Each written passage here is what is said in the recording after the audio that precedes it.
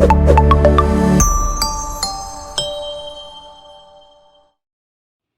Friends, welcome to Suma's kitchen. இன்றைக்கி நம்ம செய்ய போகிறது பேல்பூரி. அது எப்படி செய்யறதுன்னு வாங்க வீடியோக்குள்ளே போய் பார்க்கலாம்.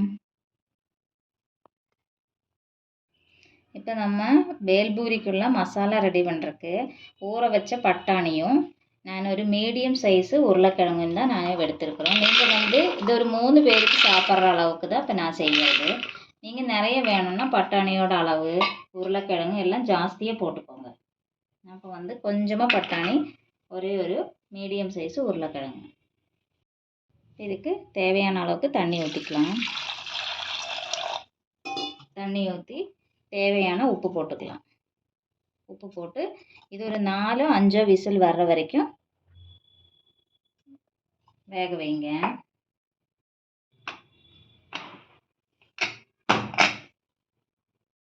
இது ஒரு 5 விசில் வர்ற வரைக்கும் நம்ம வெயிட் பண்ணிக்கலாம். இப்போ பேலுக்கான மசாலா ரெடி பண்ணுறதுக்கு மீடியம் சைஸு 2 பெரிய வெங்காயம் நான் எடுத்து வச்சுருக்குது. அதுக்கப்புறம் 2 தக்காளி, 2 தக்காளி சின்ன சைஸு 2 தக்காளி, அதுக்கப்புறம் 5-6 பல் பூண்டு, அதுக்கப்புறம் ஒரு பீஸ் இஞ்சி, அதை சின்ன சின்னதாக கட் பண்ணி வச்சுருக்கு. ஒரே ஒரு பச்சை மிளகா. இப்போ நம்ம ஒரு கடாயை வச்சு அதில் கொஞ்சமாக எண்ணெய் ஊற்றி இந்த பெரிய வெங்காயத்தை உள்ள போட்டுக்கலாம்.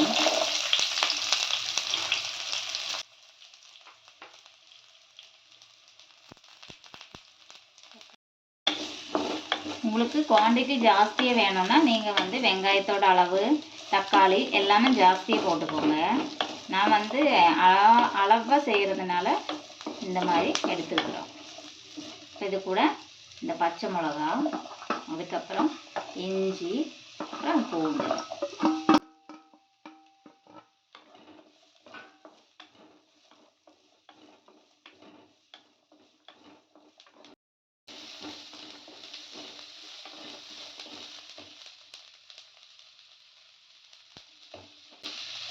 கட் பண்ணி வச்சு அந்த 2 தக்காளியும் போட்டுக்கலாம்.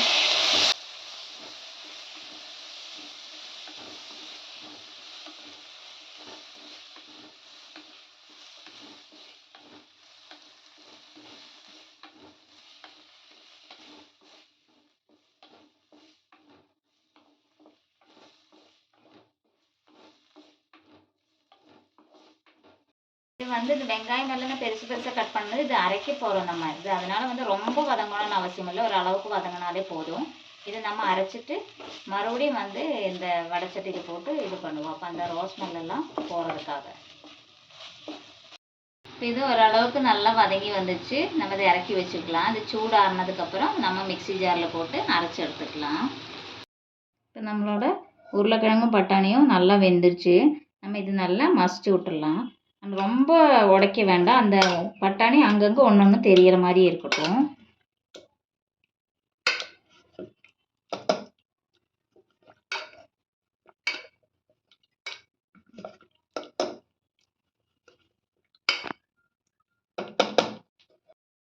இந்த பட்டாணியும் உருளைக்கிழங்கையும் பாருங்கள், இந்த அளவுக்கு மசிச்சு எடுத்தால் போதும். வதக்கி வச்சு அந்த வெங்காயம் தக்காளி எல்லாம் சூடாறிடுச்சு. இப்போ ஒரு ஜாருக்கு மாற்றிட்டு இதை நம்ம அரைச்சி எடுத்துக்கலாம். அதே வடைச்சட்டியில் கொஞ்சமாக எண்ணெய் ஊற்றி நம்ம அரைச்சி வச்ச அந்த மசாலாவை இதில் எடுத்து ஊற்றிடலாம்.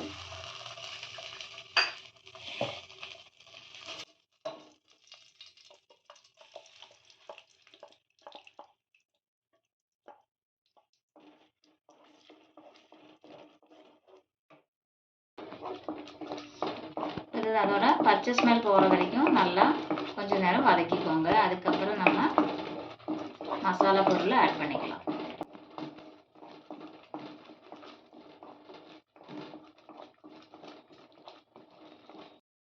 இதில் 1/4 ஸ்பூன் மஞ்சத்தூள்,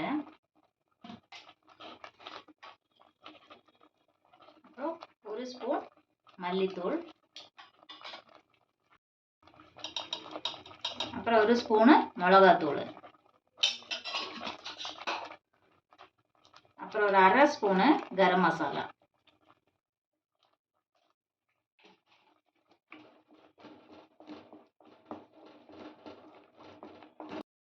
இது எல்லாத்தையும் போட்டு நல்லா வதக்கிக்கோங்க. அதுக்கப்புறம் அந்த பச்சை வாசம் போகிற வரைக்கும் நல்லா வதக்கி எடுங்க. இப்போ இதில் ஒரு 1/4 ஸ்பூனு சாட் மசாலா இருந்தால் போடுங்க, இல்லாட்டி நீங்கள் ஒரு 1/2 லெமன் புளிஞ்சா போதும். இந்த சாட் மசாலா போடுறது எதுக்குன்னா ஒரு புளிப்பு டேஸ்ட்டுக்காக தான். அதனால் சாட் மசாலா இல்லைன்னா நீங்கள் அதை விட்டுட்டு லெமன் ஒரு 1/2 மூடி லெமன் புளிஞ்சா போதும். இதோட பச்சை வாசம் எல்லாம் போயிடுச்சு. நமக்கு இதில் அந்த வேக வச்ச பட்டாணியை எடுத்து ஊற்றிடலாம்.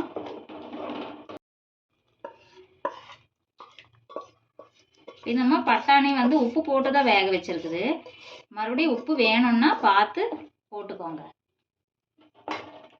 ரொம்ப கெட்டி ஆயிடுச்சு. நம்ம இதில் கொஞ்சம் தண்ணி ஊற்றிக்கலாம். இதில் கொஞ்சம் தண்ணி ஆட் பண்ணிக்கலாம்.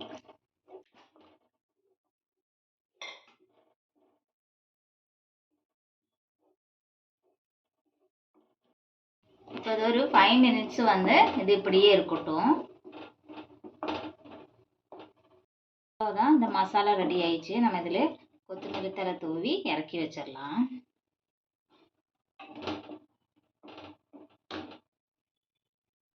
இந்த மசாலாவில் பொரிய போட்டுக்கலாம்.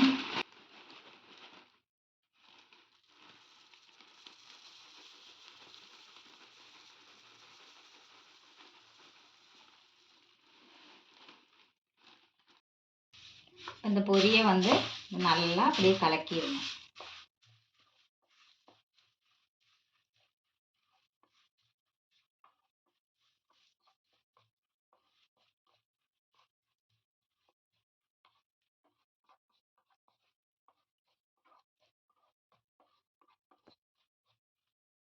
இப்போ நான் செஞ்ச மசாலாவில் கொஞ்சமாக எடுத்து வச்சுருக்குறோம்.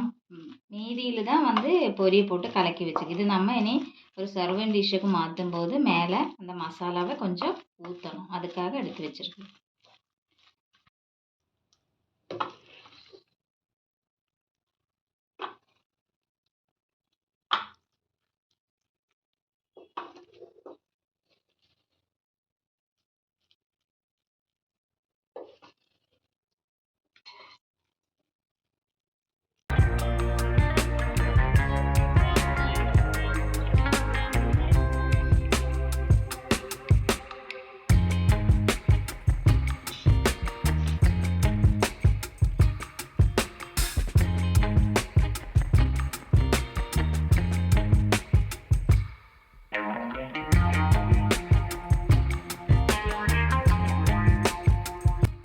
ஊற்றினதுக்கப்புறம் நம்ம கொஞ்சம் மிக்சர் போட்டாச்சு. அதுக்கப்புறம் வெங்காயம் சின்ன சின்னதாக கட் பண்ணது போட்டாச்சு. அதுக்கப்புறம் துருவி வச்ச கேரட்டு, அதுக்கப்புறம் கொத்தமல்லி தழை. இந்த பூரியை நம்ம உடைச்சி மேலே போட்டுக்கலாம்.